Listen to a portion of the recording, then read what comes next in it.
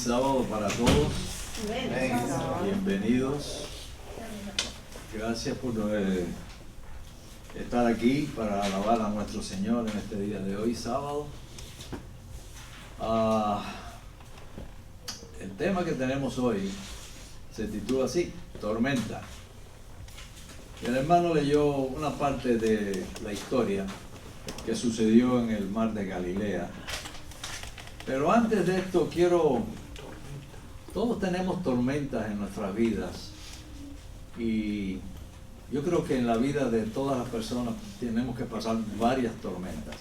Les voy a contar esta historia que es real, de una persona que se llamó András Thoma, que nació el mayo 12 de 1925. Fue un soldado húngaro en la Segunda Guerra Mundial. Es considerado como el último prisionero de la Segunda Guerra Mundial repatriado. O sea, después que la guerra termina, pues se intercambian los prisioneros, ¿no? De un bando para otro. Cuando él fue descubierto después en un hospital psiquiátrico ruso en el año 2000, la guerra terminó en 1945. ¿Qué fue lo que pasó? Thoma perdió a su madre cuando él solamente tenía 4 años. Vivía en un lugar que se llama Yerengasa. Cuando fue reclutado en 1944, tenía unos 19 años. Déjame decir algo, porque yo conocí una señora, una mujer húngara aquí, y ella me contaba cómo ellos tuvieron que huir después que la guerra terminó. Y yo como que no entendía bien por qué huían, si ya la guerra había terminado. Es que los húngaros pelearon aliados a los alemanes. Sí, eran aliados de los alemanes. Entonces el papá de ella era militar húngaro, por eso huyeron hasta que ella llegó acá a los Estados Unidos, brincando fronteras y todo. Entonces entendí por qué ella me contaba esa historia. Este hombre fue prisionero de guerra. Allí en 1944 fue capturado por los aliados. Los aliados eran los rusos, los ingleses, los americanos, etc. Su regimiento luchó en los alrededores de Auschwitz y Cracovia. Eso era en Polonia. Auschwitz es el campo de concentración más famoso que hay de exterminio de los nazis, y Cracovia es una ciudad muy importante ahí en Polonia. Fue capturado por el Ejército Rojo el 11 de enero de 1945, así que tenía 19 o 20 años, y fue llevado al campo de prisioneros de guerra de Boristovgorsk, cerca de San Petersburg. Debido a una enfermedad, fue trasladado entonces a un hospital militar a 1000 kilómetros de distancia más al este. Como Thoma solo hablaba húngaro, los doctores soviéticos pensaron que su idioma era un gibberish inventado por él mismo, y se estaba haciendo como que no hablaba esto ni lo otro, un idioma que no entendía nadie, creían ellos, por lo que en enero de 1947 fue enviado a un hospital psiquiátrico. Un hospital psiquiátrico. Déjenme decirle algo que yo conozco. Los soviéticos, cuando alguien se les reviraba, o ya sea un político, un militar o algo, decían que estaba loco y lo internaban en un hospital psiquiátrico y le daban electroshock. Esta táctica la llevaron a Cuba también ellos. Los disidentes en Cuba le decían que estaba loco y lo metían en el psiquiátrico de Mazorra, en La Habana, y le daban electroshock. Y no solamente eran aquí los electroshock, en otras partes del cuerpo también. Estuve con prisioneros que me contaron la historia. No, la persona no estaba loco, simplemente que no simpatizaba con él y decía que estaba loco, y lo metían en un hospital psiquiátrico y ahí lo torturaban de esa manera. Es una táctica soviética muy antigua. Y a él lo metieron allí en ese hospital psiquiátrico sin estar loco, simplemente porque no entendían el idioma que él hablaba. Su nombre dejó de figurar en las listas de prisioneros de la guerra, y las autoridades húngaras perdieron la pista de Thoma, quien fue declarado entonces muerto en 1954. Pensaron que lo habían matado en algún lugar y desapareció. Thomas vivió durante los siguientes 50 años bajo el nombre de Andrés Thomas. Como nunca aprendió ruso y nadie en el hospital hablaba húngaro, aparentemente no había sostenido una conversación en 50 años con nadie. ¿Te imaginas? Estar en un hospital psiquiátrico que no puedas hablar con nadie por 50 años. Eso es algo increíble, ¿no? Entonces un día llegó allí un lingüista que estudia los idiomas, ¿no? Lingüista checo de ascendencia eslovaca llamado Karol Movaresik, y se percató que en realidad el hombre lo que hablaba era húngaro y no tenía ningún tipo de trastorno mental. O sea, había estado allí 55 años por gusto, por nada. Por lo que el 11 de agosto del año 2000, Thomas regresó a Hungría, donde su familia fue identificada mediante pruebas de ADN. Como nunca fue dado de baja del ejército húngaro, Thomas fue ascendido honorariamente, ¿no?, a sargento mayor por el ministro de Defensa del ejército, y como su servicio había sido continuo durante todos esos años, sus décadas de salario acumulado no le fueron pagadas completas en su totalidad. Ahora, Thomas tenía 74 años, ingresó al ejército con 19, o sea, perdió toda su vida, por gusto. No tenía hijos, mujer, no. 74 años, se mudó con su hermana Ana, que estaba viva, quien lo cuidó hasta el día de su muerte en el año 2004. Solamente 4 años estuvo después que salió y murió. Es una verdadera tragedia. Pienso en la vida de ese hombre, ¿no? Su caso despertó mucho interés en el campo de la psiquiatría y la lingüística. Es lo más que podemos decir. Se interesaron mucho cómo un hombre pudo soportar 50 años en un hospital psiquiátrico y no se volvió loco. Sí, Y otro, eso es todo. Es increíble. Bueno, por eso les digo, todos nosotros de alguna manera pasaremos por tormentas grandes, pequeñas, medianas, y en algunas sobrevivimos y en otras sucumbimos y caemos al fondo. La historia que nos trae Marcos 4 es una historia que ustedes conocen. Durante todo el día Jesús había estado enseñando y sanando a multitudes de personas. Podía haber miles, 2.000, 3.000 personas allí.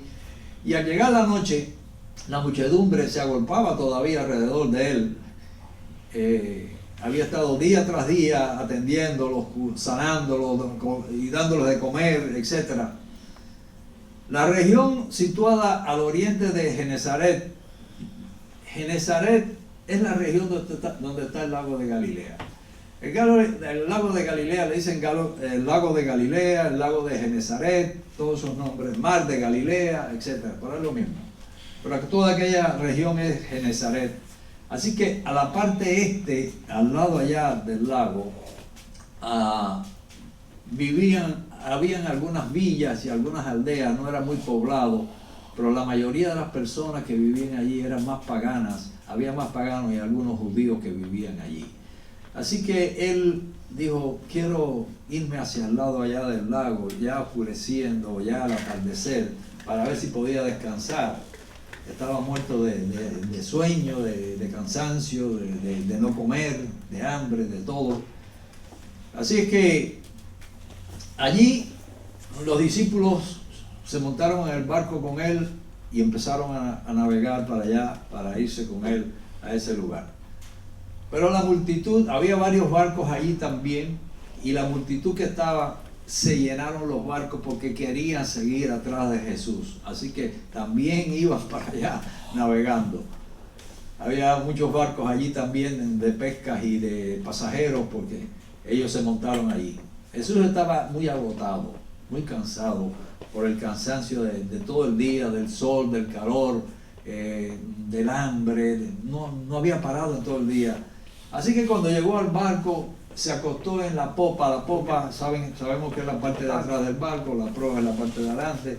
Buscó un lugarcito allá en la popa y se recostó allí, enseguida se quedó dormido profundamente de tanto cansancio que tenía. El anochecer en el lago había sido sereno y plácido. Déjeme decirle, tuve la dicha de montarme en un barco allí en el Mar de Galilea, y cuando tú estás allí en el Mar de Galilea en un barco, sientes algo grande, ¿no?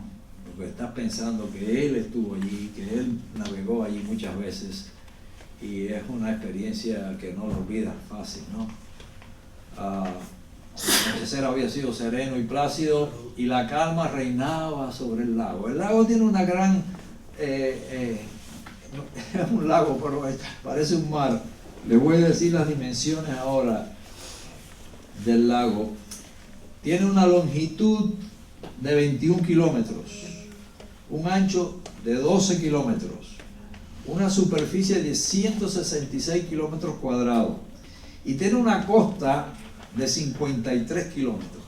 O sea, es inmensamente grande, ¿verdad? Así es que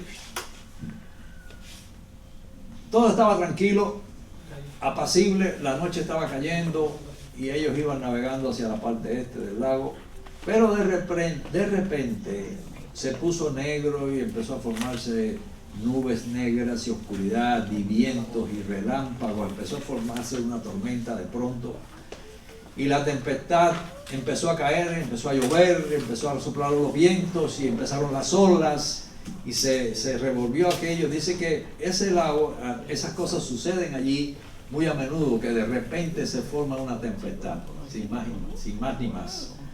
¿Okay? Las olas agitadas por los furiosos vientos se arrojaban bravías contra el barco de los discípulos y amenazaban con hundirlos. En nuestras vidas a veces sucede también así, cuando todo parece estar en calma, cuando todo parece estar bien, de pronto se nos aparecen una serie de problemas y de situaciones y de tormentas que no sabemos cómo vamos a salir de ellas. Puede ser una enfermedad grave, mortal, a uno de nuestros familiares. Puede ser un hogar que se derrumba después de... Conozco muchos casos así, de hogares de matrimonios de 20, 30 años y más también, que se han desboronado, ya con nietos y todo, familias establecidas, que de pronto se desbarata todo aquello y se rompe. Eso afecta, eso son tormentas grandísimas. La muerte de un familiar muy querido, ya puede ser de un hijo, de una mamá, del papá, del esposo, etc. Circunstancias así que de pronto aparecen en nuestras vidas. Todos ustedes seguro han tenido esas experiencias de alguna manera. A todo el mundo les pasa cosas así.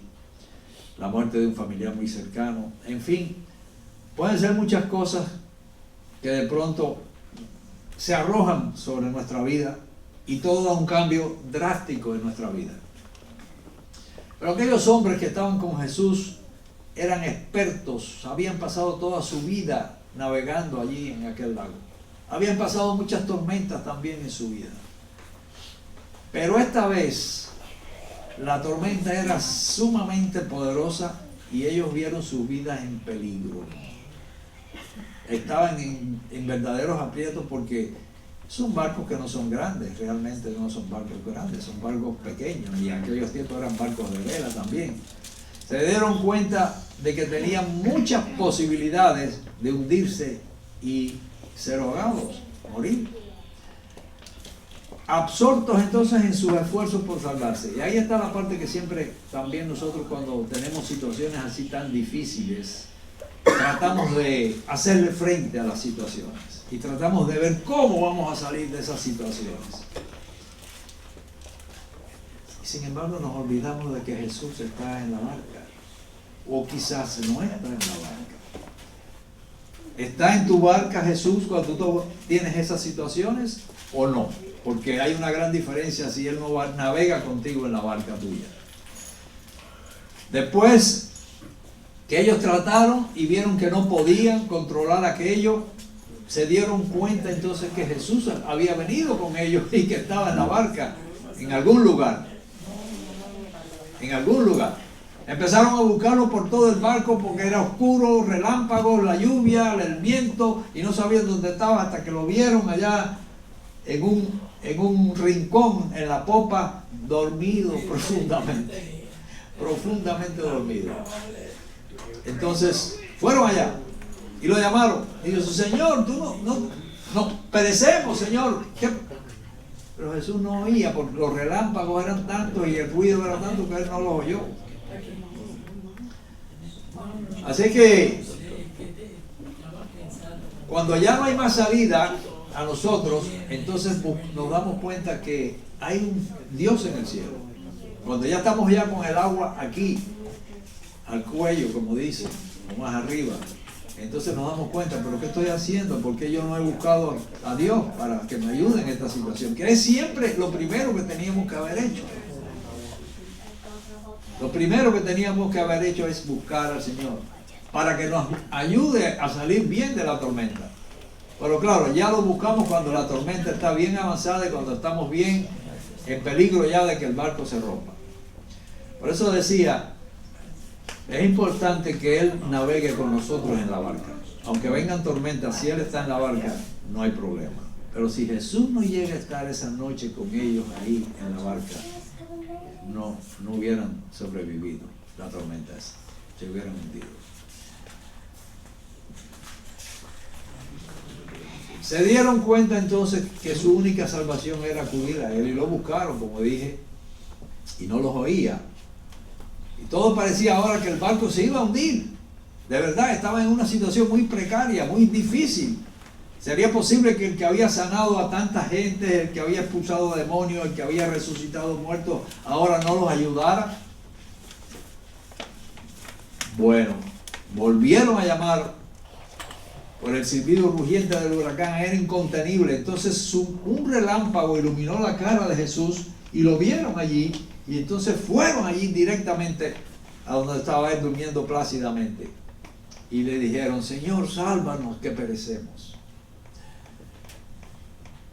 Nunca dio un alma una expresión a este clamor sin que fuese oído. Jesús dijo: estará siempre listo para ayudarte. Acuérdense que Él dijo: el que viene a mí, nunca lo he hecho fuera. Nunca lo he hecho fuera. Aunque esté en las circunstancias que esté, Cristo te va a ayudar si tú clamas a Él. Y además, si está contigo, si está en tu barco, si no está ahí, imagínate. Tu tormenta puede ser la más grande de tu vida. Puede ser. Cada cual sabe la tormenta que tiene, ¿no? Para uno siempre la tormenta más grande es la tuya.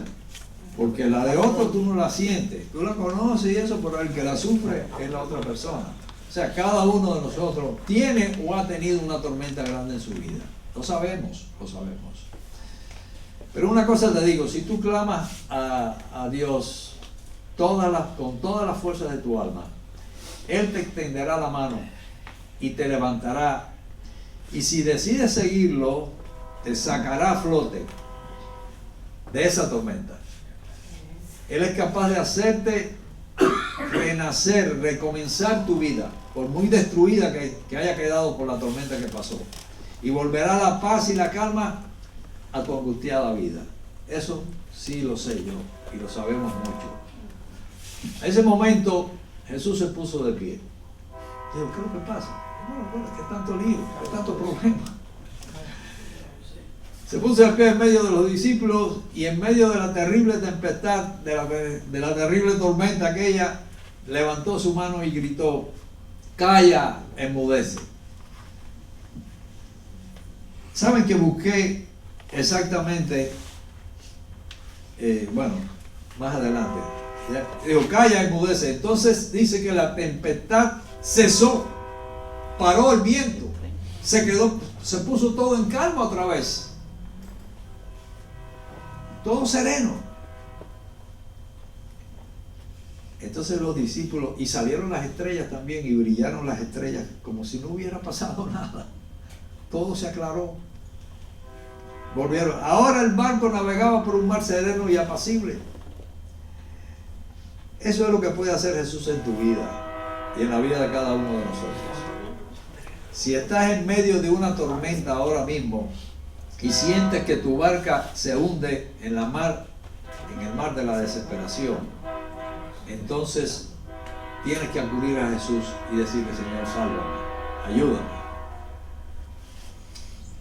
Volviéndose a su discípulo le dice, Jesús le preguntó con mucha tristeza a ellos, le dijo, ¿por qué están atemorizados? ¿Cómo no tienen fe? Pero yo busqué las palabras originales en el griego, como le dijo Jesús. Y exactamente lo que le dijo es esto que le voy a leer. Ahora el tren le ha dado por hacer eso esta hora aquí. Qué cosa más grande. Y les dijo a ellos, esto es lo que dijo. Se oye como quiera lo que se dice. Escuchen lo que le dijo Jesús a los discípulos. Y les dijo a ellos, ¿por qué están siendo cobardes? Así les dijo. Esas son las palabras originales en el original griego. ¿Por qué están siendo cobardes? Así como no están teniendo confianza. ¿Por qué no tienen confianza? Porque son cobardes. Esas son las palabras que le dijo a ellos. El problema de nosotros es cuánta fe tenemos de verdad, cuánta confianza tenemos en eso. Si no tenemos fe, si nuestra fe es débil, no podemos pasar la tormenta. Porque tenemos que, como él se levantó y dice, yo estoy con ustedes, ¿cuál es el problema?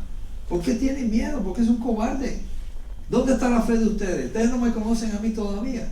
Entonces ellos se asombraron, dijo, este hombre es increíble lo que está hecho, hasta la tormenta, la naturaleza lo obedece. Se dieron cuenta que que él era Dios, porque nadie podía hacer eso. Milagros había hecho, pero que una tormenta lo obedeciera, nadie nunca había hecho eso, antes ni después. Nosotros tenemos que confiar más en Jesús. Estar seguros de que Él está a nuestro lado, tener confianza en Él y no tener miedo, porque si Él está con nosotros, ¿por qué tenemos miedo a veces? El Señor te guiará continuamente, dice la palabra en Isaías, caminaré a tu lado si así lo deseas, entonces brillará tu luz en las tinieblas. El Señor te guiará continuamente y no te dejará caer, porque yo, dice Él, caminaré a tu lado siempre. Amén. Siempre, no a veces, no algunos días, no, yo caminaré. El problema de nosotros no es Jesús el que deja de caminar con nosotros, somos nosotros los que dejamos de caminar con Jesús. Estaba pensando que a veces Jesús está aquí y en vez de nosotros caminar a su lado, nosotros empezamos a caminar en una dirección. Y nos alejamos. Y ahí cuando la tormenta nos coge. Porque aunque te caiga la tormenta, la vas a pasar, no vas a tener problemas, la vas a pasar bien. La vas a pasar porque Él está a tu lado. Pero tienes que tener esa fe, esa confianza en Él. Cuando Jesús fue despertado para hacer frente a esa tempestad, se hallaba en perfecta paz, dice Elena White. Que Él se hallaba en perfecta paz. No tenía ningún temor. Ningún miedo, porque no había temor en su corazón. Nosotros a veces los cristianos tenemos temor, tenemos miedo a muchas cosas, como si estuviéramos solos en el mundo. Y no es así realmente. Él está o no está contigo. La promesa es que estaré contigo y caminaré contigo. Jesús confiaba. ¿En qué confiaba Jesús? Dice, en el poder del Padre. ¿Confiamos nosotros en el poder de Dios? Descansaba en la fe en el amor y en el cuidado de Dios. Por eso no tenía miedo, por eso él estaba durmiendo allí en la tormenta, como si nada, porque confiaba en Dios, en su Padre, en el amor de Dios. Y el poder de aquella palabra que calmó la tempestad era el poder de Dios. El poder de Dios fue el que calmó la tempestad. Asimismo debemos nosotros confiar en el poder de nuestro Salvador. Este milagro de calmar la tempestad encierra otra lección espiritual. La vida de cada hombre testifica acerca de la verdad de las palabras de las Escrituras. Las escrituras dicen, los impíos son como la mar en tempestad, que no puede estarse quieta. No hay paz, dijo mi Dios, para los impíos. Así dice la palabra. No hay paz para los impíos. El pecado ha destruido nuestra paz. Los hogares que están siendo destruidos, que no tienen paz, ha sido el pecado y el enemigo que está metido dentro de esos hogares y en esas vidas también. El enemigo no puede destruir una vida, un hogar cristiano, porque está protegido por el amor de Dios y Dios protege a sus hijos. Estoy seguro de eso. Podrán pasar cosas terribles, yes, no digo que no, pero no va a destruir tu hogar, no va a destruir tu vida. Pero el que calmó el mar de Galilea aquella noche ha pronunciado la palabra que puede impartir paz a cada alma. Por fiera que sea tu tempestad, los que claman a Jesús, Señor, sálvame, hallarán la paz en sus vidas. Habrá reconciliación y el amor florecerá de nuevo en el corazón de cada ser humano. Amén. Que clame al que busca ayuda en Cristo. Amén. Vamos a cantar un himno ahora. Hermano, vamos a pasar adelante para cantar el himno.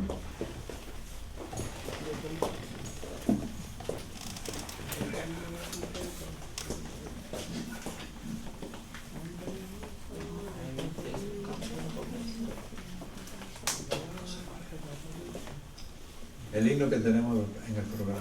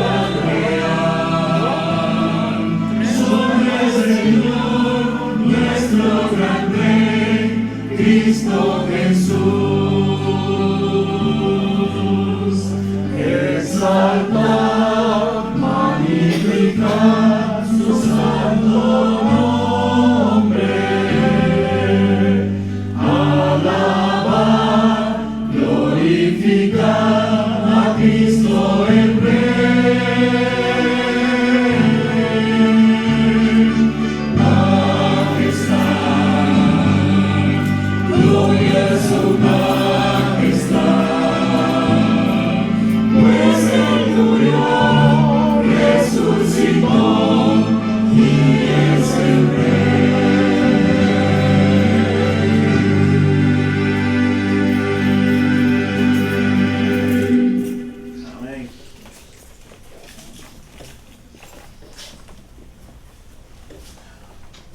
recuerden, amigos y hermanos,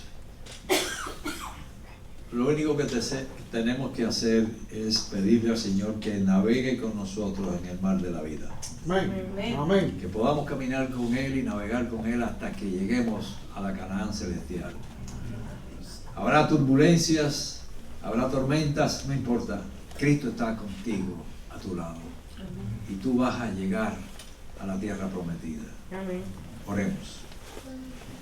Amado Padre que estás en el cielo, Señor, en esta mañana te agradecemos porque tú has estado con nosotros todos estos días, todos estos años.